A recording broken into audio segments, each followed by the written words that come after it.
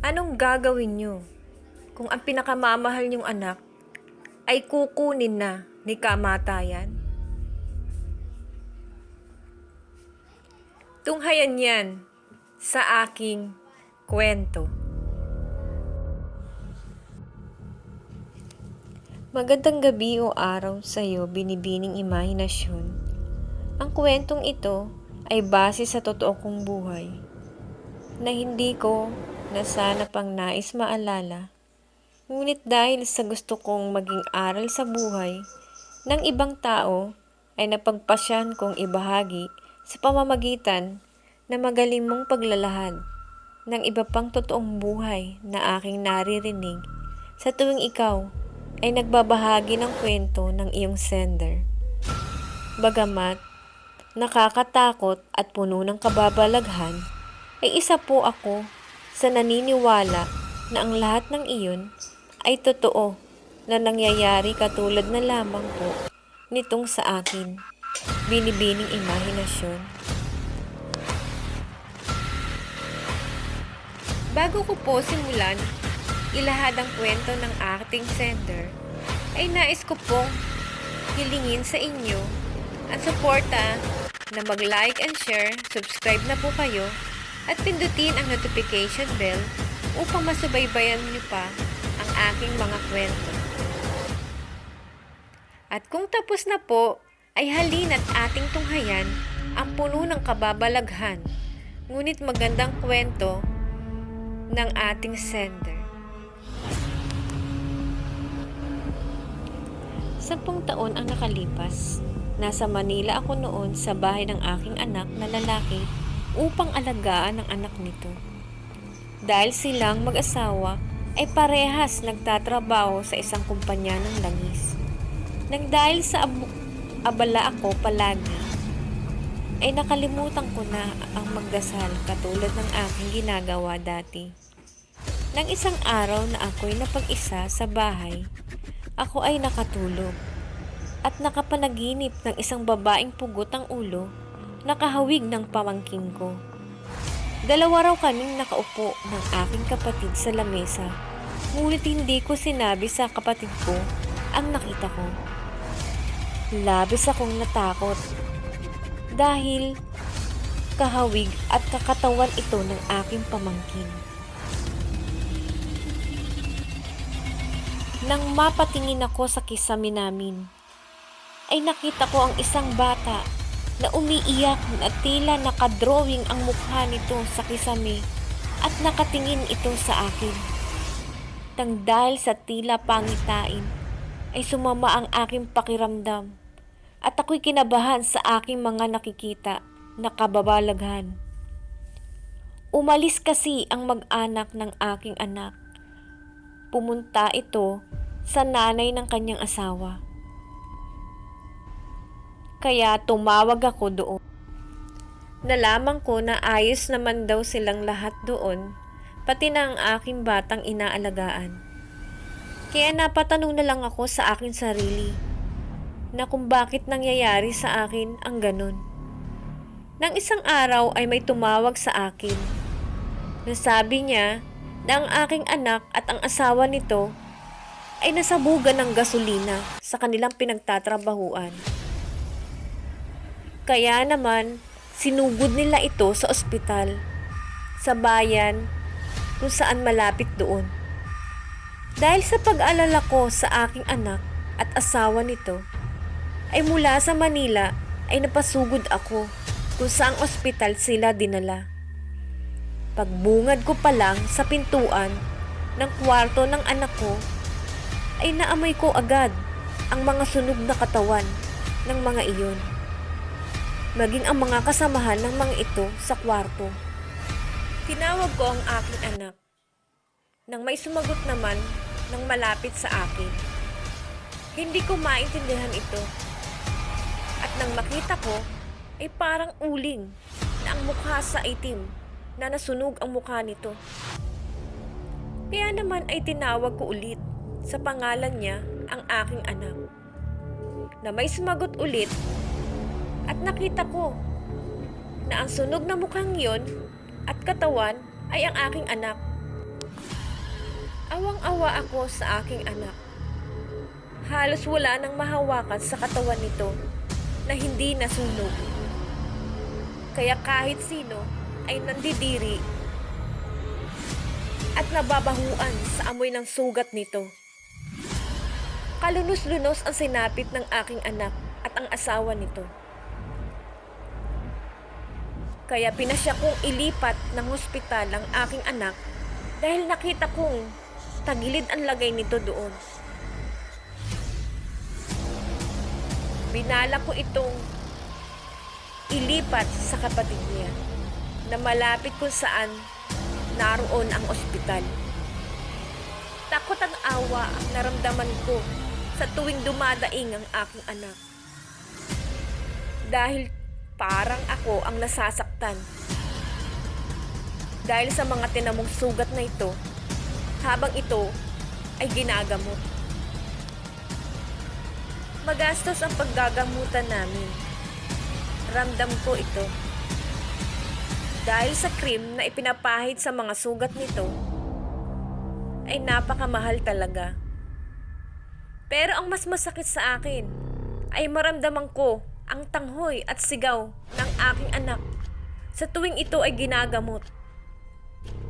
At lalo nang kumikirot ang puso ko pag sumisigaw ito at sinasabing hindi niya na kaya. Kaya pinapalakas ko na lang ang loob ng aking anak.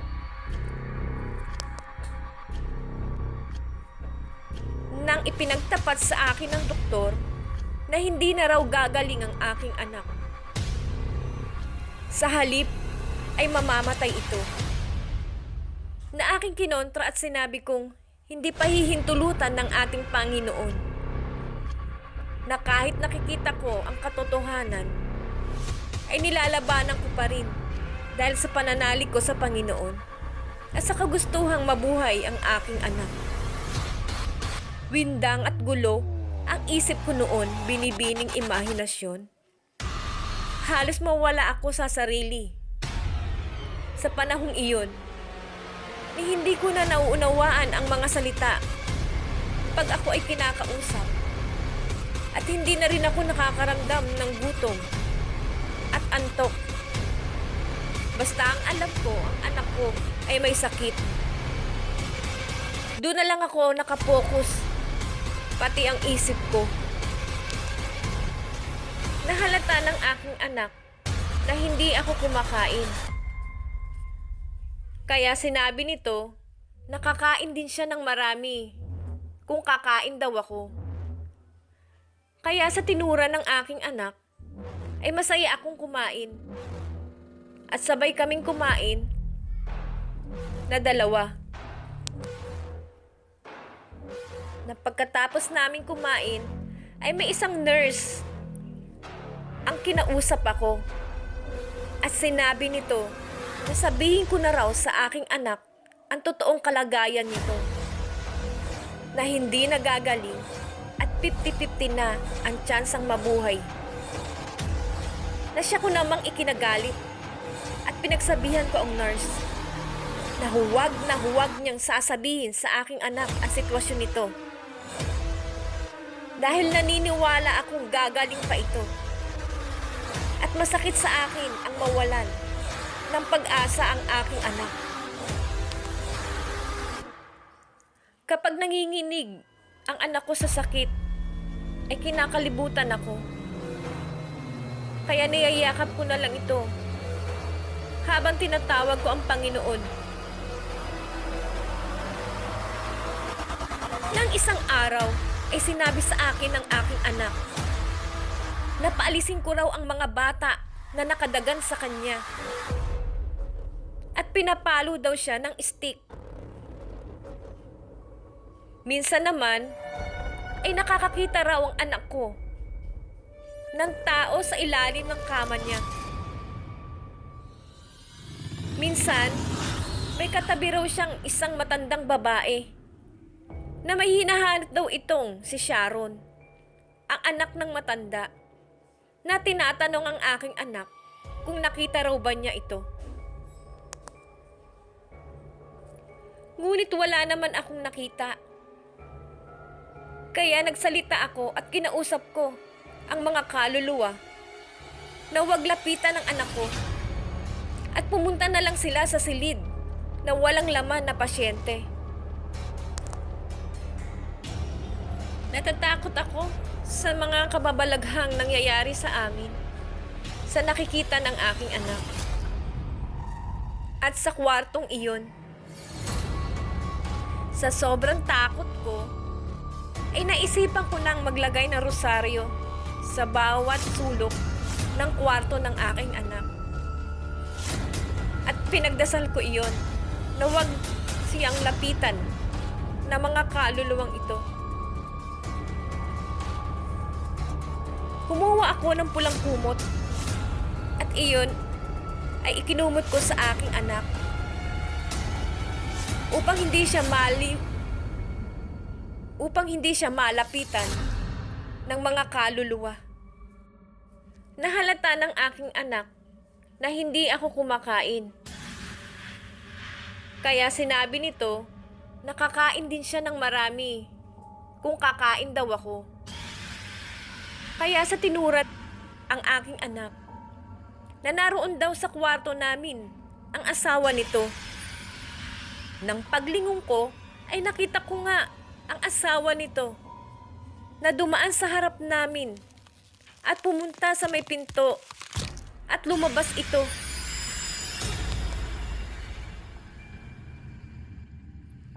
Ako'y kinabahan at hindi ko na maintindihan ang nararamdaman ko. Takot na baka kunin ng asawa niya ang aking anak. Kaya yinakap ko ito na habang sinasambit ko ang "Huwag mong kukunin ang aking anak. Pabayaan mo na siyang mabuhay. Alang-alang para sa anak ninyo."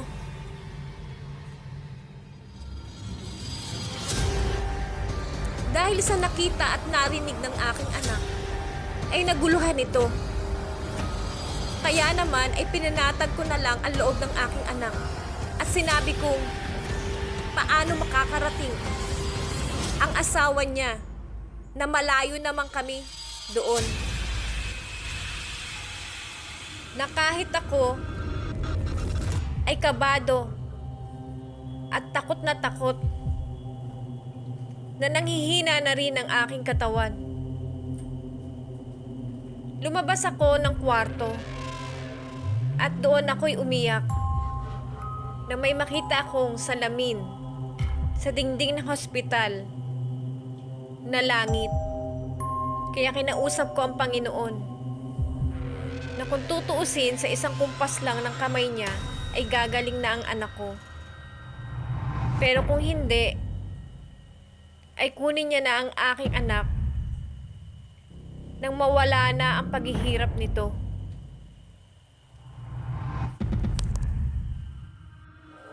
Nang dahil sa pananalig ko sa Panginoon at ginawa niya akong instrumento upang mapagaling ko ang aking anak, ay binalita ng doktor na makalalabas na raw kami dahil magaling na ang aking anak. Nang nasa bahay na kami, ay naisipan ng aking anak na puntahan daw ang kanyang asawa. Kaya pinagtapat ko na sa kanya na patay na ito. Nagluksa ang aking anak.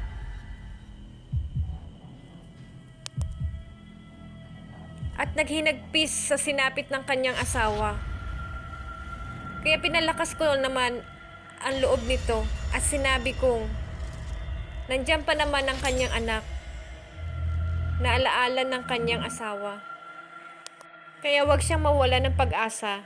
Sa halip ay gawin niyang inspirasyon ng kanyang anak upang siya ay makabangon. Na nagpagaling naman ito at kinalaunan ay nagtrabaho para sa kanyang anak. Pasalamat ako sa Panginoon na sinaklolohan niya kami.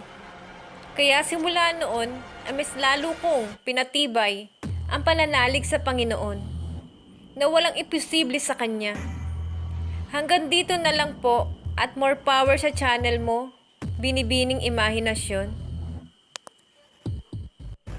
Ating natunghayan ang isa na namang totoong buhay ng ating sender na si Ana. Sa iyo, Ana, salamat sa tiwala mo sa akin na mailahad ang nakakatakot, puno ng kababalaghan, ngunit puno ng determinasyon at pananalig sa Panginoon. Natunay ngang kahit anong hirap ng sitwasyon, basta tumawag lang sa Panginoon, ay walang imposible. Sa iyo, sender, ay pagpalain ka ng puong may kapal.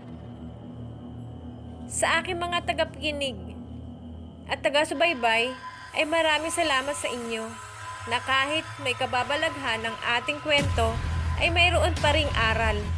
Lalo na ang pagtingin, ang pananalig sa Panginoon. Shout out area naman po tayo. Bigyan naman natin ng oras ng pasasalamat ang isa sa ating masugid na tagapagsubaybay na sa wakas ay nagparamdam na. Siya ay walang iba kundi si Pauling Angel. Shout out sa'yo.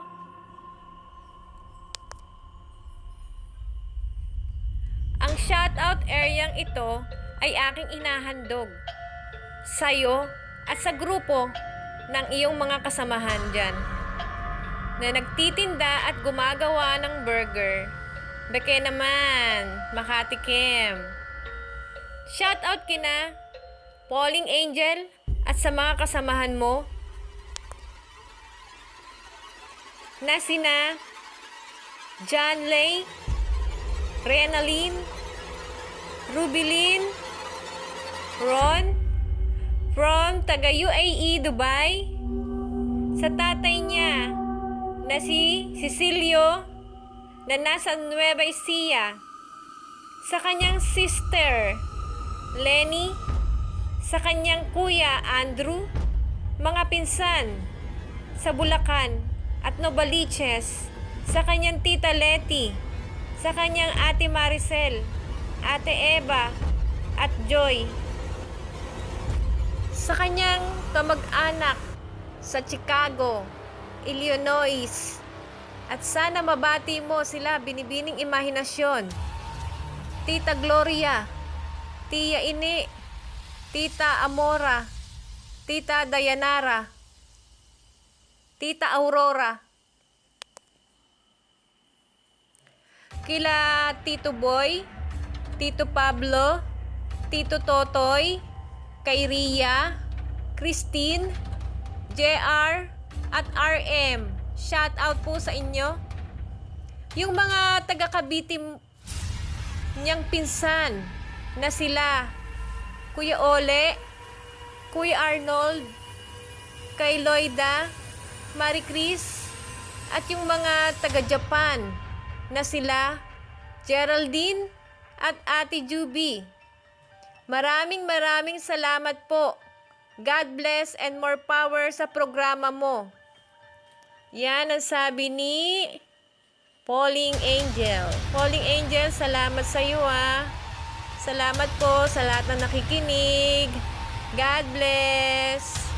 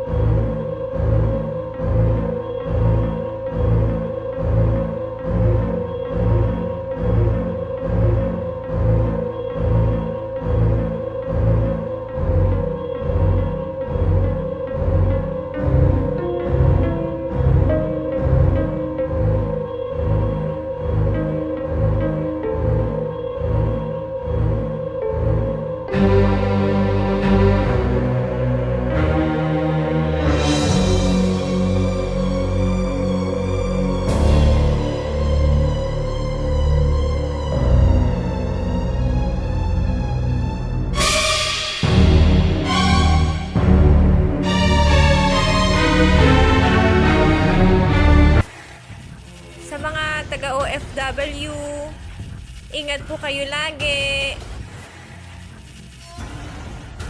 At sa aking mga listener, maraming salamat po sa inyo, sa suporta. Hanggang sa muli.